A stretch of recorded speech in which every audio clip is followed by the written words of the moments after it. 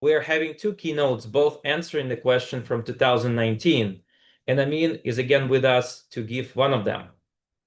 So with that, I would like to introduce Amin Vahdat, the Vice President of Machine Learning Systems and Cloud AI at Google. At Google, Amin leads efforts in delivering industry-leading machine learning software, hardware, and AI technologies. He is recognized for pioneering contributions to data center and wide area networks, including SIGCOMM Lifetime Achievement Award. In 2023, he was induced into the National Academy of Engineering for his contributions to the design and implementation of data centers and planet-scale networks that power cloud computer systems. Do we have Amin with us?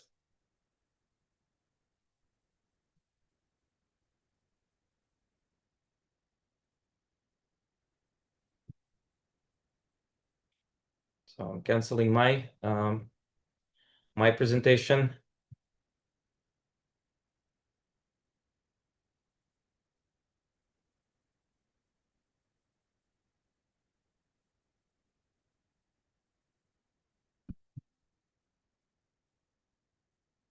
And by the way, I have not introduced myself. I realized that during the talk. My name is Artem, and I'm General Chair for Hotline Connects this year.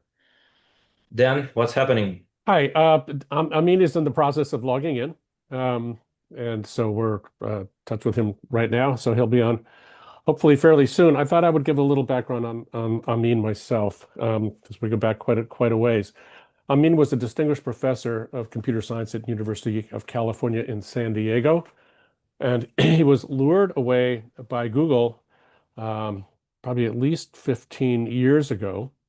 Um, and immediately had an impact in my world and in Google's world. I was at the time running the Open Networking Foundation, and we were promoting software-defined networking. It was not a widely known term until then. Now there's software-defined everything. And Amin took the initiative to actually build the Google Global WAN using the principles of software-defined networking, which then moved into the data center and became the principle by which they built the data center. And they talked about this network of interconnecting their data centers, the B4 network. And Amin actually spoke about it in public, which was a little unusual for Google at the time. And it was just a beautiful example of how you can make your whole network operation more efficient, and more reliable. They would essentially mock up any configuration changes, test them, validate them, and then switch on, and everything got changed at the same time. Amin ended up being quite active in the Open Networking Foundation. The chairman of the board of directors was Urs Holzley, but Amin often came and represented Google in board roles as well. But as a vocal spokesman for how they were applying the principles of SDN to build this functioning, high performance, low overhead global network. And it was just amazing to see. We also know that they were working behind the scenes within the data center. That was a little less publicized, but it was clear that they were breaking new ground and really giving a model for how you would apply these principles of separating the forwarding plane from the control plane and essentially the hardware from the software in a real live working example. So their data centers kind of became the model for how you really accelerate performance without accelerating hardware cost. And it's really become the way that data centers are built now. So we're looking forward to hearing the update on this from Amin. I see Kendra is in the screen as well. Kendra, is there something that you could tell us?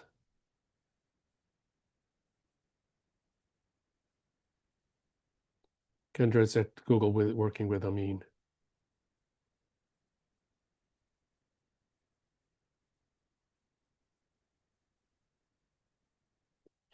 Well, if Kendra wants to speak up, we'll let her do that. One of the interesting consequences of Amin's moving from academia into industry is that he brought a lot of talent. He was really a magnet for talent. And I think probably the first leading indicator that the hyperscalers were kind of vacuuming up the top academic talent to actually apply what they were doing and what their research was about into functioning products and services that the rest of us can enjoy. Now, they didn't publish as much as they did in academia, and this, in a sense, kind of stranded the graduate students who would have worked with them, but it drew them to the industries like Google, where they would actually apply these innovations very rapidly and very quickly, much more so than the usual publication and citations and derivatives. Um, so it was a kind of a turning point in how successful academic researchers could be when in moving to industry and applying the innovations that they were conceiving on a global scale. And as you all have seen, the kind of services we are getting from the likes of Google and some of the other companies uh, have just accelerated the pace of novelty and innovation and things that we use and come to depend on every day. Uh, so I have really been impressed with the effectiveness that Amin Vahdat has demonstrated in bringing innovation at a high rate into industry and getting things on the market very quickly.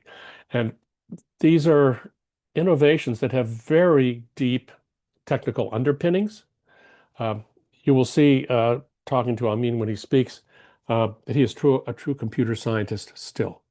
And these principles of applying computer science into modern services uh, really brings you and me things that we could not have imagined. 10 years ago, maybe even 5 years ago, when we asked what will the data center of the future look like in 5 years. And we're going to, of course, hear about that today from Amin Vahdat and tomorrow from Deepak Bansal of Microsoft Azure. So we're waiting for Amin to finish the login process. Kendra, if you want to speak up and give us any update on that, we would be grateful, of course. Sorry, yep, just running into a few technical difficulties. We're trying to iron them out as soon as possible. Okay, thank you. I know that this is going to be worth waiting for. We apologize for the delay. There there are amazing tools out there which we're using all the time, but some of the amazing tool providers don't always play well together. Certain tools you can't use in certain corporations. Um, and I mean, one of the examples is I use Apple things a lot, as well as Google and Microsoft, but I use my calendar on Apple. I use iCal. And if I send a calendar invitation to somebody who uses a Google Calendar or the Outlook calendar, they often don't get it. So I have to send them an email saying, here's what is on my calendar, here is the link, here's the passcode, and things like this for them to make use of it. It's almost like, kindergartners in the sandbox not playing with each other's toys. We're letting them have each other's toys. But this is the nature of people, I think. And there is a lot of competition. And when there is competition, the consumer generally benefits. People trying to outdo one another, improvements after improvements. When they don't want to make their things work together, then it harms us, the consumer. But I think overall, we have benefited tremendously from the things that they have brought to market.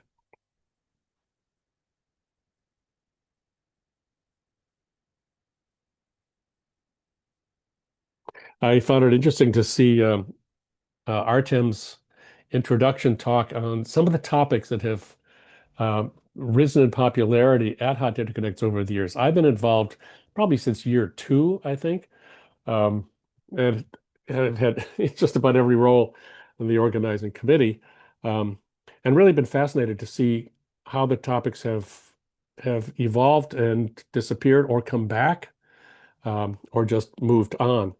And we went into this all virtual mode in 2020 by necessity.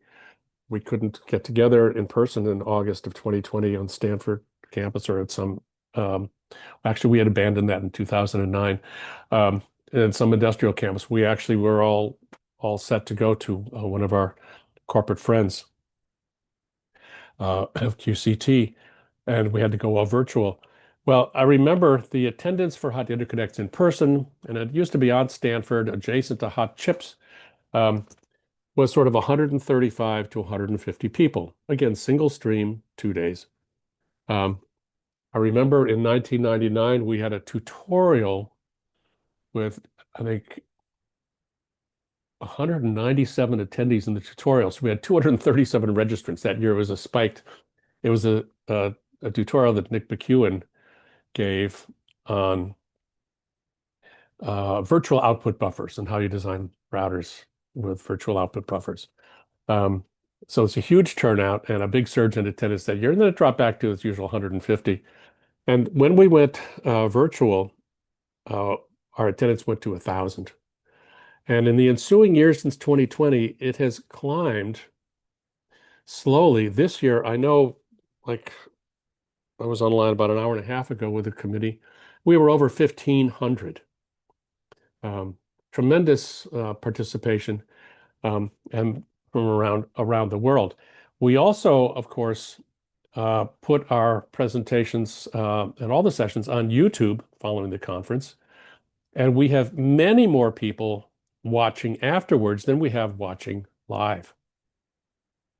We had a keynote by Bill Daly a couple of years ago, and so far I think over 9,000 people have watched that keynote, and most of them, of course, on YouTube after the fact, and some people multiple times. That includes me. So it's been a tremendous resource for us to have access to these playback methods. Artem, do you have anything to convey or to say? We are in the process of solving this technical issue. So I thought maybe we should we can spend some time going over the program. I would like to emphasize that all the times are in Pacific time zone, and hopefully now we're going to have a keynote by Amin. It's just a technical issue.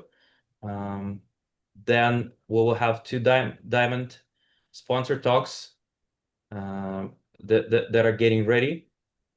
And then we have a technical paper session with two papers on network synchronization and routing. And after lunch, we have technical session B, which promises to be very interesting on co-packaged optics. And then a few diamond sponsor talks, and then the panel.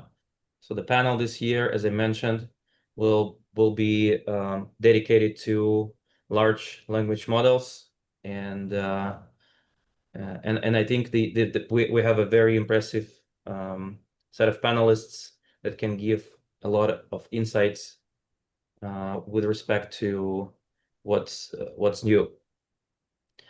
Let me check back. Let me check the backstage, and maybe we can do something while the technical issues are being. Oh, okay. So it looks like we have a progress. We have the slides. Kendra, can you hear us?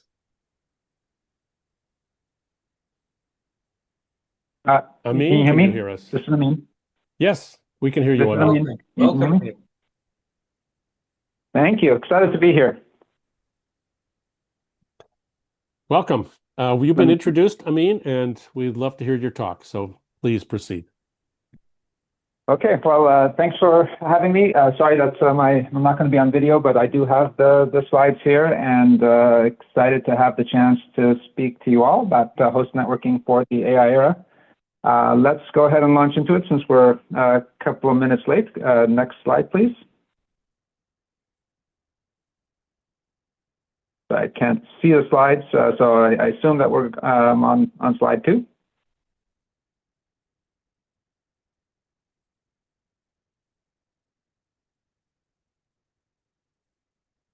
Can someone verify that the slides are advancing?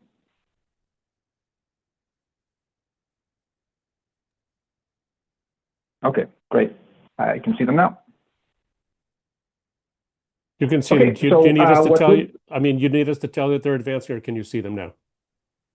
I believe I can see them now, which is fantastic. Thank you very Okay, much. good, thanks. So a little bit of setting the stage here. I have entire presentations that can go into this material, but I think suffice it to say that we are in an absolutely transformative time in networking. Networking will continue to play a key role in this GenAI era that we're in right now. So what I'll say is that the host network has, of course, been central as well. It's probably been the data center network and the accelerators that have gotten most of the, let's say, play over the past few years. So I thought it would be a nice opportunity in this talk to go through some of the innovation and actually deployments that we've had over the years as well in support of this move to machine learning and data-centric computing. Next slide, please. Okay, so what I think we saw in the last era of computing was really a move from clusters of computers that were taking on bespoke tasks to warehouse scale computers. And I think that this audience at this point is quite familiar with the background. Essentially, think of this as first 10 megawatts, then 30 megawatts, 40 megawatts, 100 megawatts, and now hundreds of megawatts of infrastructure really deployed at massive scale across the planet in service of modern internet services. Next slide. And really through the last era, what I refer to as the fourth epoch of distributed computing, we really revolutionized what it meant to do computing and services around distributed computing. So again, without going into a lot of the details here, what we saw was a move from scale up computing to scale out. And what I mean by that is that in the previous era, let's say up until about 2000, when you wanted to run new services, you bought a bigger computer. In other words, if you needed something that was beyond the capability of your one computer, you actually just had to go buy the next bigger one. Really over the 2000s, 2010s, what we saw was a move to scale out, where through these clusters of just increasing size and capability, you could scale up, scale down for the storage and compute needs of your infrastructure. Now, the network played an absolutely critical role here, as we'll see as well. Both the data center network, by providing seamless connectivity among first thousands and tens of thousands and even hundreds of thousands of servers. What that means is that any element of your computation, any piece of your data, whether it resided on an SSD, an HDD, or even in memory, could be placed virtually anywhere in this cluster of computers with seamless access. That basically anyone could place anything anywhere and access it from anywhere within the cluster. That really was transformative in terms of how people thought about building services. Okay, next slide. I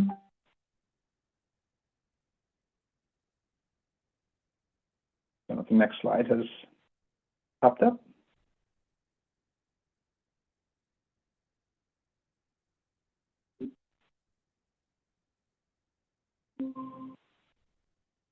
Okay, sorry, that was a hiccup in the network connectivity.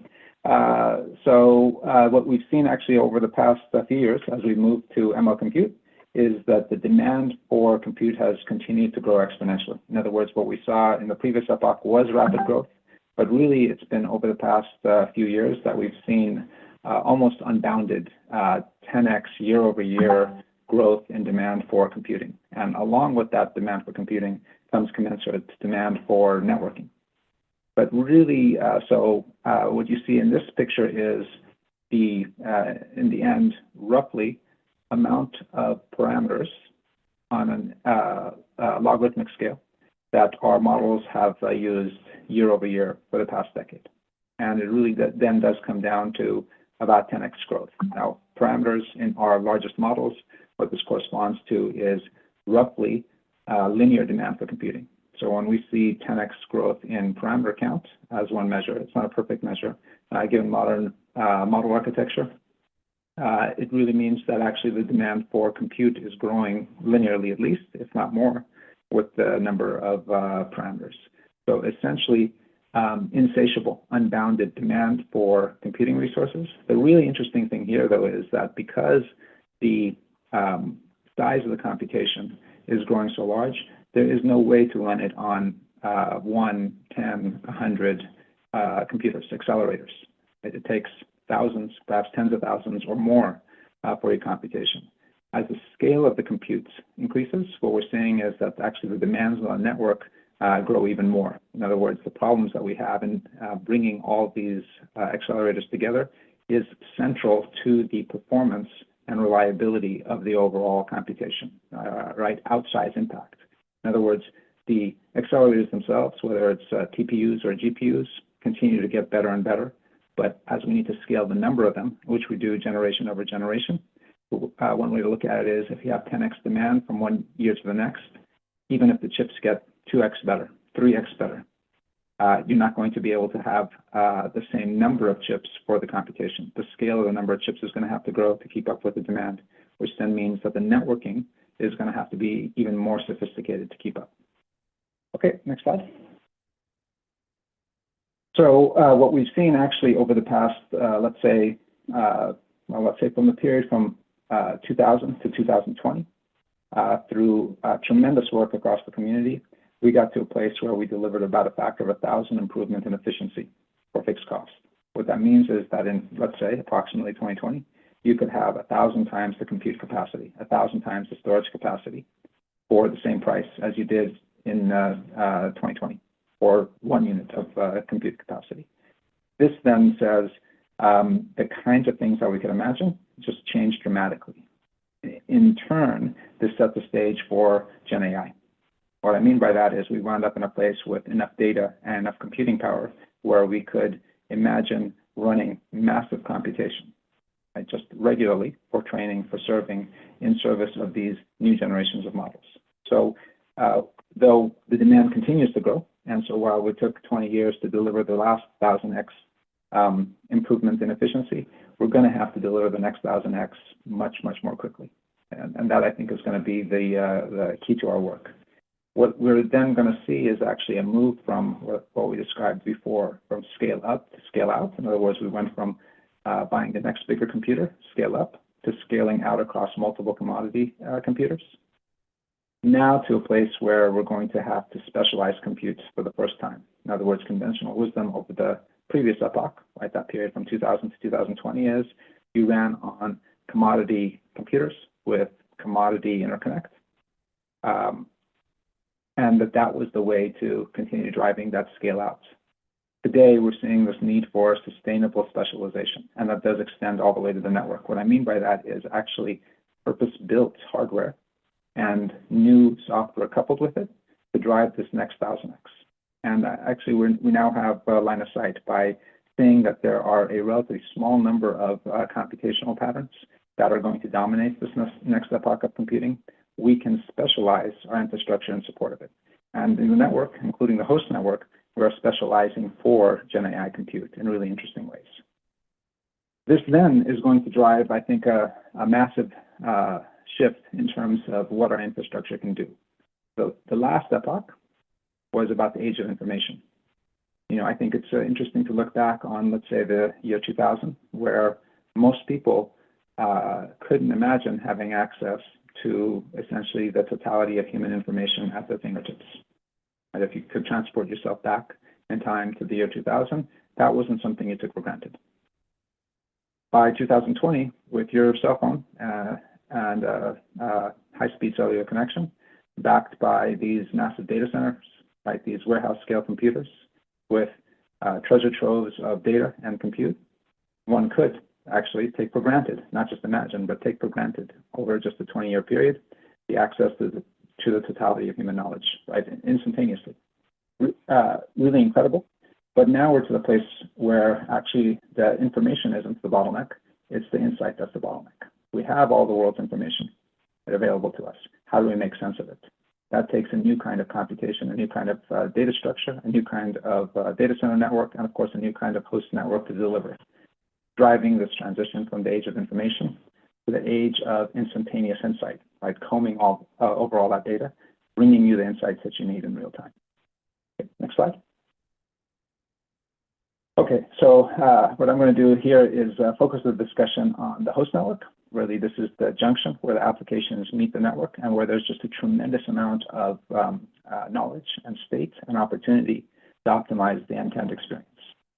Next slide. Okay, so the host network is that single control point that determines what, how much, and when traffic is sent and received ultimately. So really incredible opportunity. The internet era, let's say in the 80s and 90s, this was about connecting computers to one another, a relatively small number of computers across the internet. You know, when I first got my first account on the internet, there were 50,000 total, not computers, but users on the internet. 50,000 people on the internet total, and actually a smaller number of machines. It wasn't the case that everybody who had access to the internet had their own personal workstation necessarily. They had these mini computers that they logged into, right? And so the host network played an incredible role, right? It actually, right around when actually I got my first account was when TCP congestion control really prevented congestion collapse from taking place on the internet, right? This persistent state where hosts would inject more data into the network than exited usefully on the other side. Right? This persistent loop where you put in more data than you could exit from the network. And this actually made the network unusable. And it was right around this era that we found that through endpoint control, host control, we could actually manage the global network in really interesting ways. The fundamental process, however, was around best effort delivery. Right? In other words, the tenet that said, what are the requirements from IP, the internet protocol? It was about, we'll do our best to get our data, your data, from one place to another. And so a pretty modest goal, but one that was magical because it allowed for really rapid incremental growth of the internet. You could connect to the internet as long as you try to obey this promise, right? I will do my best effort to get data from one place to another. So in terms of latencies, it was also interesting to consider. We had 10 to 100 milliseconds as the basis for managing connectivity from the host. So by roughly 2000, we transitioned to a different state. It wasn't a relatively small number of computers individually connected across the wide area. We were now seeing an explosion of these data centers where the connectivity was much more logical, where you were making a connection to a service, and that service might be backed by 100, 1,000, or 10,000 individual servers. A really exciting time because it allowed us to really reimagine what service architectures could look like. And now most communication shifted to computer interaction. Actually, in terms of volume, it shifted to computer interaction within these clusters. Right, and so with the scale out, what would happen, for example, if you made a web search request to Google, even in the early days, hundreds or thousands of servers would have to coordinate with one another in real time. We're talking about a few hundred milliseconds to compose an answer, right, consisting of, let's say at the time, the 10 best web pages based on our algorithms that would match your search query. Compose that, combing over all the information in the internet that was accessible to Google at the time, and then compose them response and get it back to you. Latencies there for this dominant form of communication was 100 microseconds to a millisecond. Variability was there though. In other words, yes, maybe baseline latency within a data center was 100 microseconds, but with queuing delay and also host delay, including host networking stack delays, it could easily go to a millisecond or more with wide variability. So in other words, you couldn't necessarily count on predictability in composing your communication among servers, especially not if you wanted to run your server at relatively high levels of CPU utilization. Right? The higher your CPU utilization, the more likely you were going to encounter queuing delay, not necessarily network congestion in the middle of the network, but queuing delay at the end hosts. Fault tolerance was also at the end hosts and also considered to be commonplace. In other words, if among my, let's say, 1,000 servers delivering web search, there was a single server failure, that was considered to be normal. And actually, that wasn't something that would interrupt the service. The service wouldn't stop and restart. We would actually have backup copies of data. We would go to another server.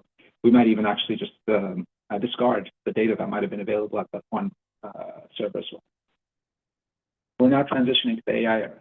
And here, the demands on the host network are just incredible. we're seeing extreme, truly extreme performance demands of high burst bandwidth with the need for ultra low latency and really, really tiny jitter. I mean, trending toward zero jitter. So really the latencies might be tens of microseconds, perhaps even lower, depending on the domain of the network that you're thinking about. It could be well lower than that, certainly within a rack. We're seeing synchronized high bandwidth bursts that are truly shattering the core network assumptions of statistical multiplexing.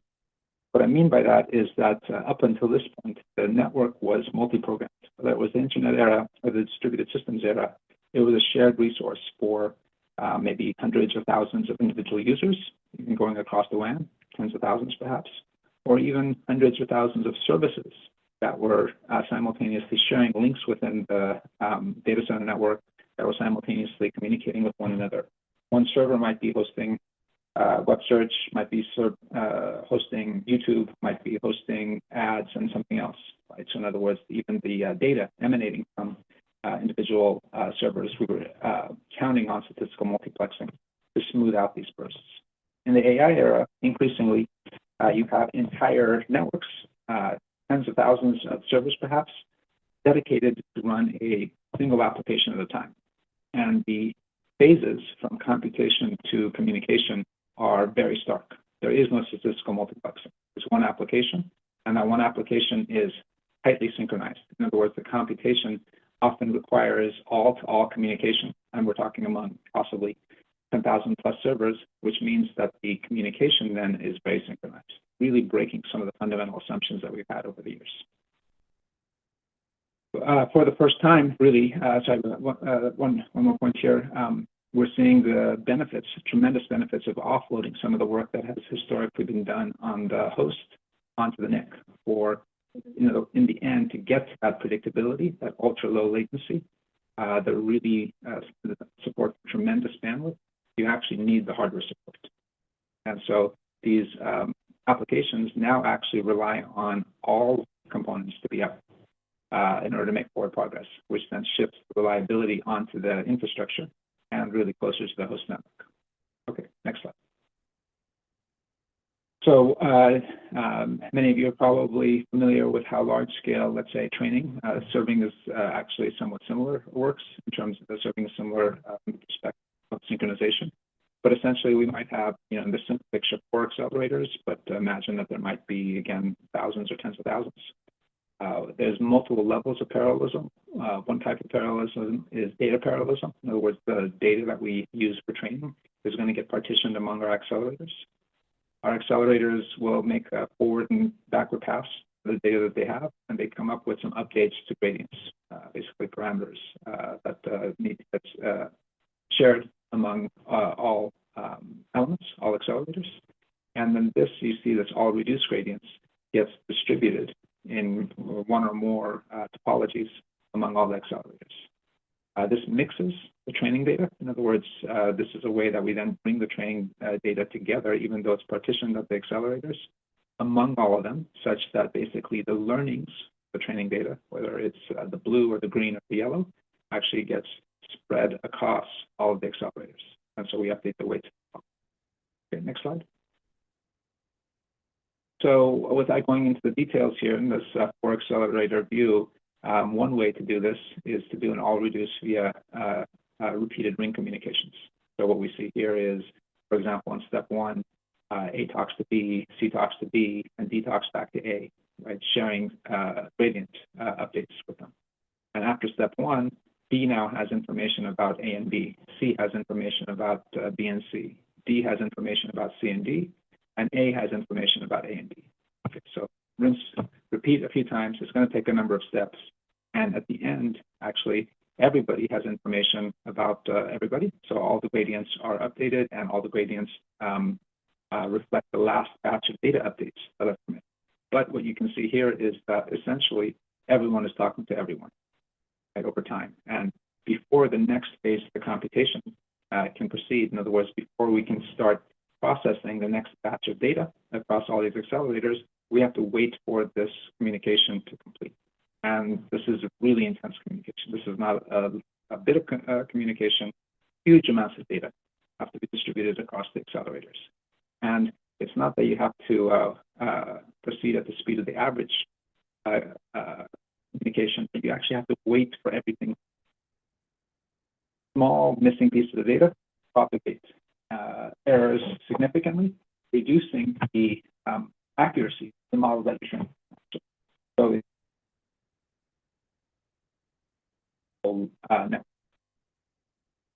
next slide. Okay, and so here is a view of what one of our training runs might look on the right-hand side here. Right, so this is, again, a view of how Gemini training might work. So what we see is time progressing on the x-axis and the bandwidth. The bandwidth is shown at the different granularities. We see them in sort of 100 millisecond buckets, 5-second buckets, 30-second buckets. What you can see is that, yes, there is some smooth amount of bandwidth that's needed when you're, especially you're looking at the 5-second and 30 seconds. But when you look at 100 millisecond granularity, there might be massive upshifts in demand. And this is for just one view. Actually, the upshifts might be even significantly larger. Statistical multiplexing would say, hey, you could provision for the 5-second or the 30-second. With this kind of compute, you have no such option. You have to actually provision for these peaks and bursts. So the network actually winds up being the single most critical enabler of system-wide performance, because how quickly it completes these bursts of communication determines how the computation, when and how the computation can push forward. Similarly, if there's a failure in the network, any one place in the network, we're not going to be able to proceed with the computation. So managing these failures, detecting them, recovering from them is also absolutely key. Okay. So we wind up in this really exciting time from the perspective of the networking requirements in the AI/ML era. So we have a trifecta of a new, really dramatic new requirements, is massive burst bandwidth with no benefit from statistical multiplexing, incredibly low latency, right, where we actually need to and want to get down to single-digit microseconds or lower. Ultra low jitter. In other words, when we say latency, that really is saying including at the P100, not just at P95 or P50. And essentially, we're aiming for near perfect reliability. And when we don't have it, the ability to detect failure and recover from it needs to be as tight as possible. To take all of these ore and then scale it out, which is, of course, is going to make it even harder. So now we're not talking about doing this in a network with 10 nodes or 100 nodes, but really what we should be aiming for is 100,000 plus in terms of research targets and deployment targets. Okay, next slide. Okay, so what I'm going to do here is go through 3 illustrative examples of the absolutely critical role that networking is going to play here. And these are actually efforts that we have deployed into production at Google. And for many of them, we actually have external publications for this, that you can look at for much more detail. So one, I'll go through the hardware transport that really moves from what was in the host into hardware, a reliable, low latency transport that in support of AI/ML computing and also for storage use cases. I'll talk about next Firefly clock synchronization that really allows us to precisely control the communication injection into the network, and really looking at ultra low jitter at scale through super tight coordinated communication among. We imagine a world where all hosts are able to synchronize their clocks to 10 nanoseconds or better.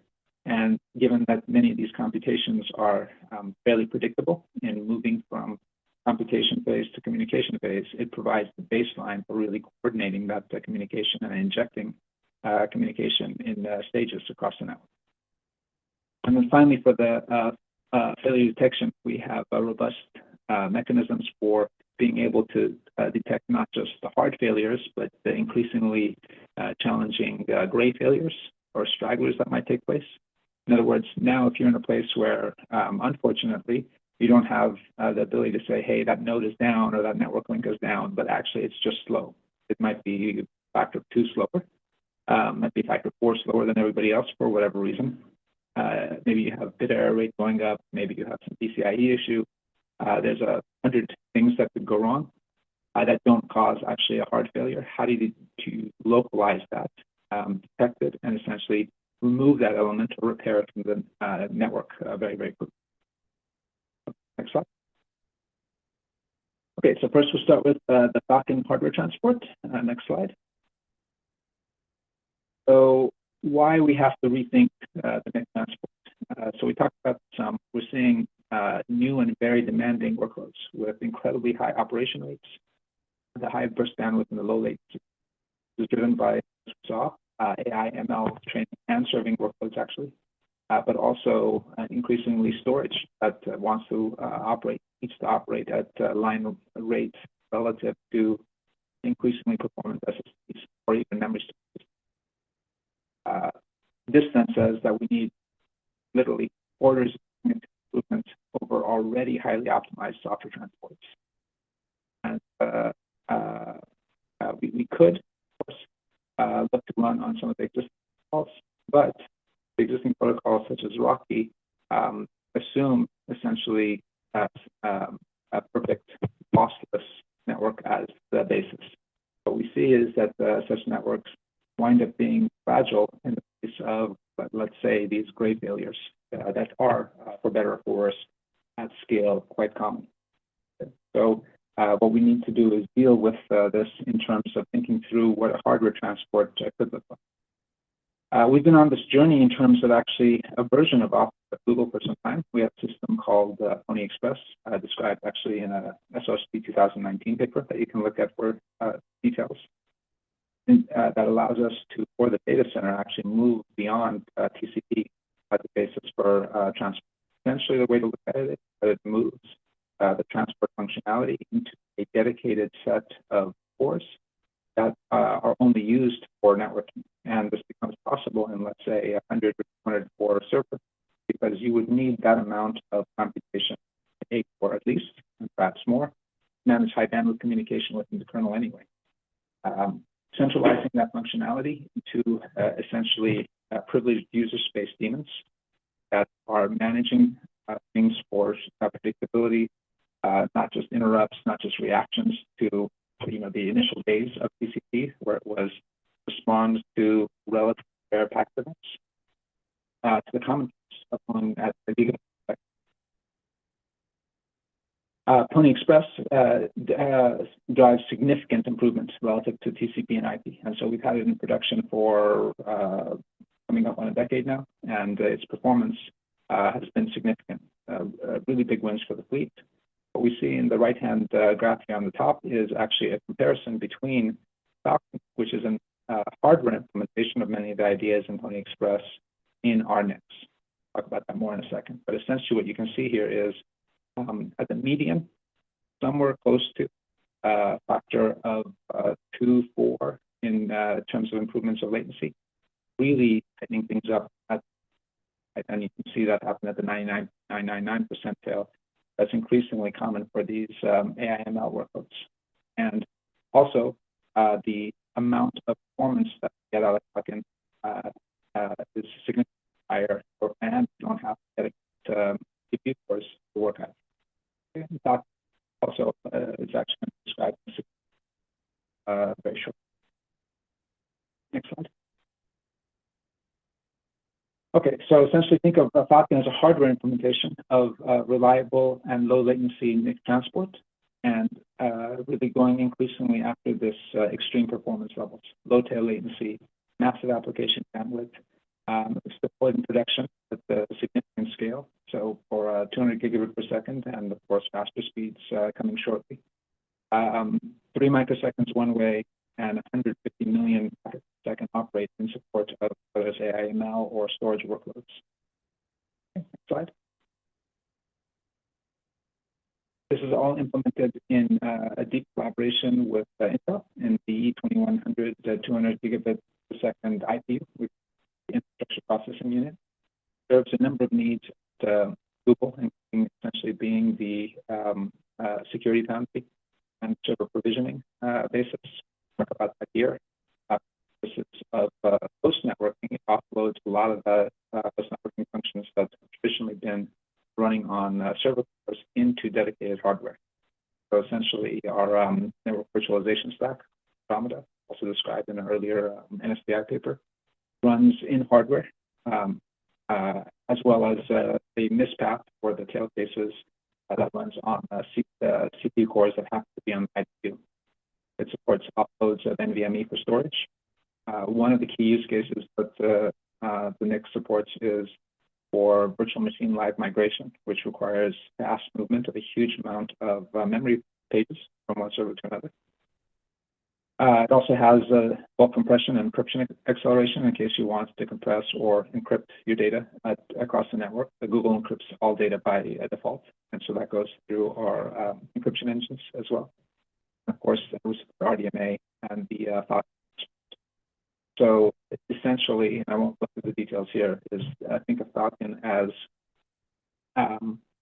strategically placed IP in the hardware that manages interaction with higher level protocols like NVMe and RDMA, but then also manages congestion.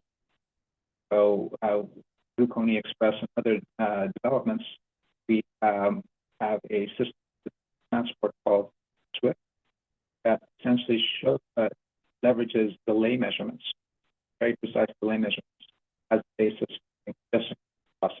And we found that this is much more robust for existing sort of active mechanisms that are in TCP. So the nice thing here is timing with the C in the diagram here. We can use hardware timestamps to basically figure out with incredible precision the rate at which different flows are receiving from the network, and then also to similarly set exactly when packets should be transmitted. In other words, the pacing of packets onto the network, which has been shown to really significantly reduce jitter, is managed in hardware such that it has a queue of packets it needs to send. It can do so at essentially exactly the right rate based on hardware timers that are running in this. Okay, next slide. Okay, so without going into the details, the takeaway from this is, again, this is all in production, and these are some measurements of our production deployments from our SICOM 2025 paper. And really, of course, this has come over many years. I think that's probably a decade of work to set up some of these gaps across software and hardware. We essentially have ideal, near perfect latency, but also the ability to near perfect management tasks. This is often the most challenging ones, where we have essentially, for whatever reason, synchronized communication from multiple senders to a single receiver, 5 to 1, 10 to 1, where literally there's no way to manage bandwidth. In other words, if everyone has the same NIC speed, multiple senders are quote unquote hanging up on a receiver, leaving it at very, very fine time granularity state with rate. We're able to respond to that in hardware in real time by understanding exactly what data is coming through, and graph the number of connections. Aggregate shown in the green curve that irrespective of how many servers try to send simultaneously to one, we're able to allocate bandwidth fairly among the senders while essentially maintaining flat, which is the ideal.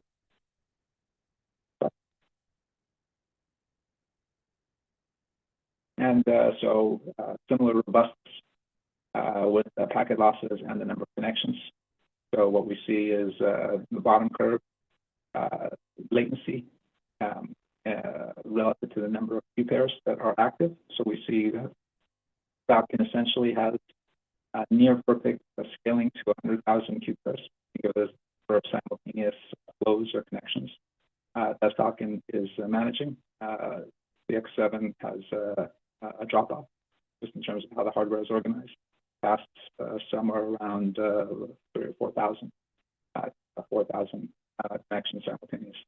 And then similarly, managing the bitput even when there are lossy paths of the network.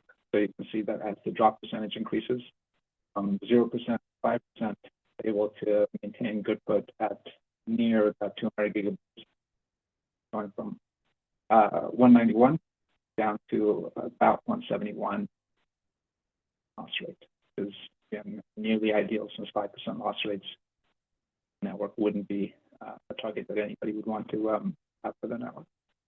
Okay, but okay, and so all of this is built on Swift, the earlier SICOM 2020, in case you're interested in the details.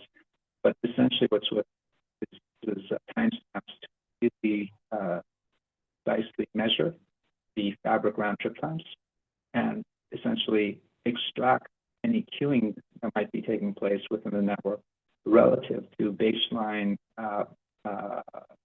latency from the network. In other words, multiple measures to know what the zero queue network is. And we're also then able to learn how queues are building up in the network, including remote endpoints. This is actually what we see is that it might not be the switches that are doing the queuing, but actually think of an impasse where the queues might be building up and host on the NIC itself rather than within the network. So Swift, running in Pony Express and soft, was able to quite precisely extract building queues, and this is key. In other words, what Swift was able to do was note what was happening in the network before we had a packet, which was the state of the art typically previous. And so I think deployed in production at scale. So it essentially was maintaining very fine-grained information about queuing size, build up at whatever comes in the network, be in the middle of the network, could be at the remote second and host, and adjust the sending rate to have a target level of queuing, low level of queuing in the network. What this means is that the hosts would cooperate to ensure that baseline queuing work was modest to low, so that baseline latency remained very low and predictable. And if there was ever, let's say, a failure or an incast scenario, the end host would back off appropriately to continue to ensure a good put, fast reactions to incast. What we've done with Falcon is take all of the ideas and protocols in Swift, move it to hardware with commensurate benefits. Now we actually have hardware timestamps exactly when packets come in. So the other nice thing is that we can now and in the future deliver additional optimizations. For example, we can know what the difference is between when a packet arrives at the NIC relative to when it gets serviced to the NIC, and disambiguate between end host queuing and in-network, which then unlocks additional power. Okay, next slide.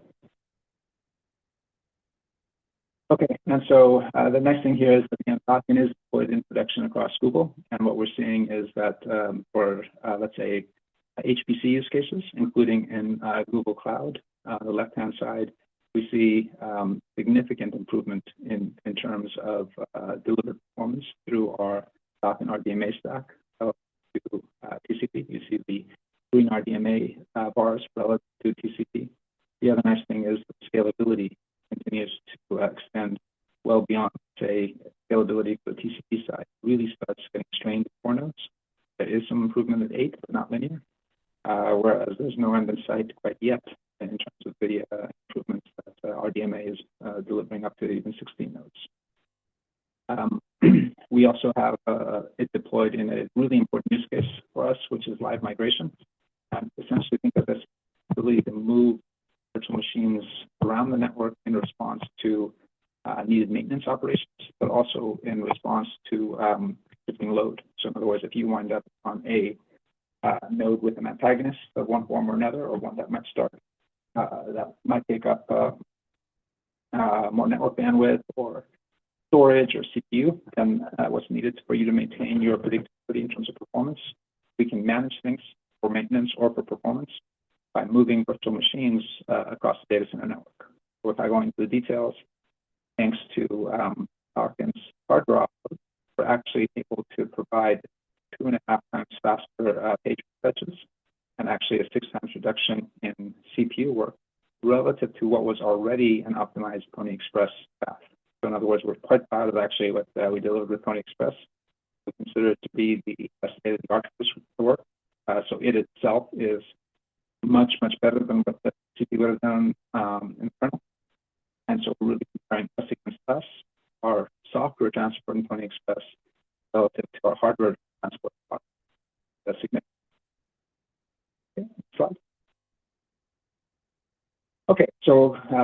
So we're going to bring up on time. If we go through the last couple, Firefly Fox synchronization, really targeting ultra-low jitter. Right? Okay, so what is the problem? We talked about this really quickly. Performance for these AI ML applications is really dictated by the worst case, not just the average, not the 90th percentile, it's 100th percentile. And there's a pretty massive synchronization tax on the entire system. Be 50%. So the dream that we're going after is a perfectly scheduled predictable network where essentially we could set up exactly which gradients, for example, as one example, are transferred when, and with perhaps even dedicated zero queue paths to the network, depending on how we schedule the transport and how we schedule the data center network. And host collaborating with the data center network, perfectly synchronized. And the really nice thing about Firefly, which again is going to be appearing in this year, is that it acts as a universal metric among the thousands of servers perhaps, with this 10 nanosecond clock synchronization that is key to enabling this. Okay, next slide. So what is the idea? The idea is that we have a number of time servers within our data center, and that they are connected through satellite with knowledge of universal. We can't have this for every server in the data center, but essentially what then happens is that we have a small number of them synchronizing with these time servers, and then everyone is synchronizing on it. So essentially, but there are some, I think, are interesting algorithms that allow all these servers, forming swarms, strategically selected swarms, be essentially performing clock sync and correcting relative error. And so the impressive thing is that with a relatively tiny amount of network bandwidth, very quickly, all the nodes are able to sync with one another to about 5 nanoseconds. Okay, the next slide. So this shows how within a tiny offset. So this is minus 10 nanoseconds and plus 10 nanoseconds. And from our paper again, how all the nodes come together very tightly within this band. So now imagine this as your building block for a range of different use cases. One would be coordinated, scheduled fabric, and hosts essentially managing that injection. Others could be places where you really need independence, but as solution in databases, you can imagine all kinds of optimistic concurrency control techniques based on this, where you assume that most of the time there aren't conflicts among transactions, and then resolve them later based on super fine-grained accurate timestamps, so when the transaction might have began, and basically essentially go with the earlier one, roll back the later ones, correction step.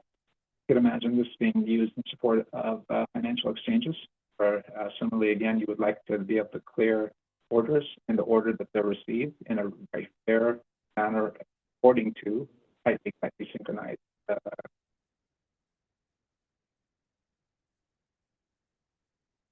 final bit, really important, is strategy detection for reliability. Next slide.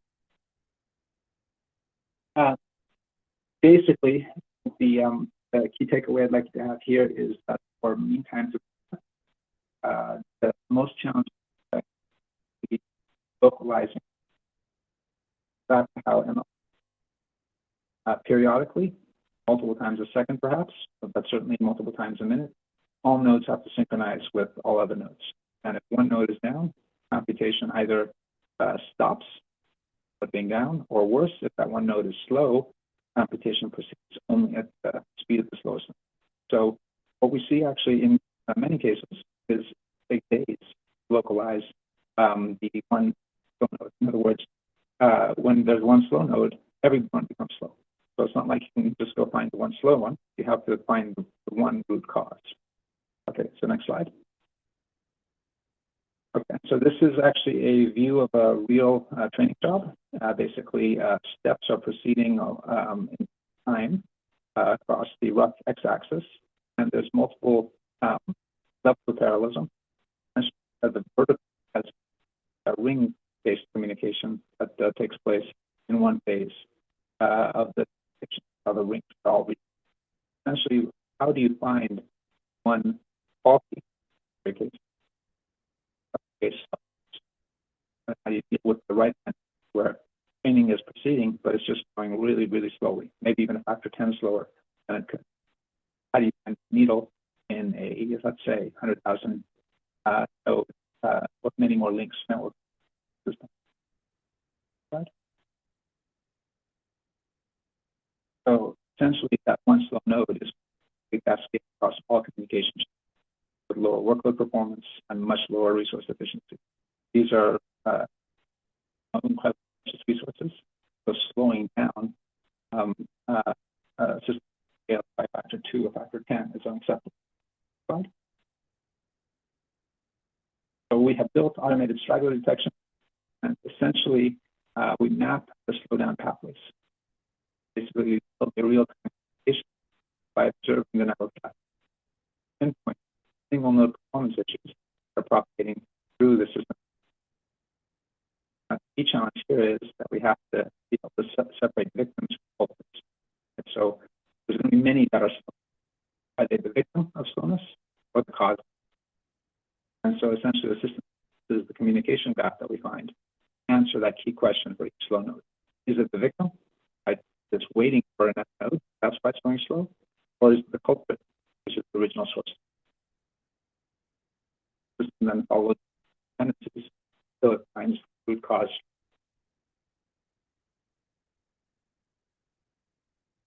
Okay, and without going into the details, we've taken a process that literally could take days of manual debugging from some of our most talented team members to typically minutes of automated triage to finding the problematic node, and then an automated outcast system that essentially moves it, places it with a good node, and then we start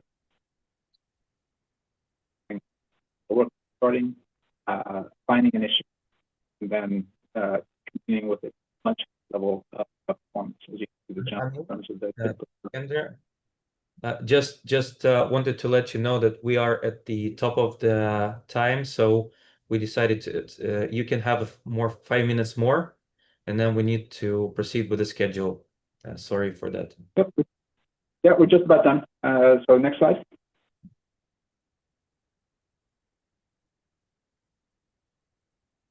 Yeah, so fortunately, I think we're hitting it almost perfect, the conclusions. We have to unlearn a lot for host networking in the AI/ML era from earlier work. Of course, we're standing on the shoulders of giants.